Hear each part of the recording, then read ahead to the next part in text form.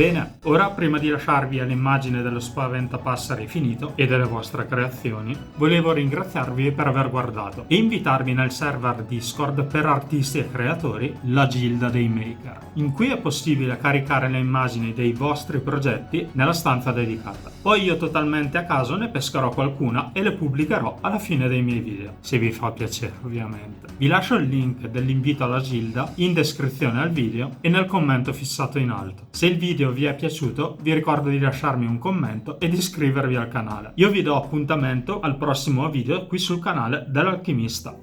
Ciao!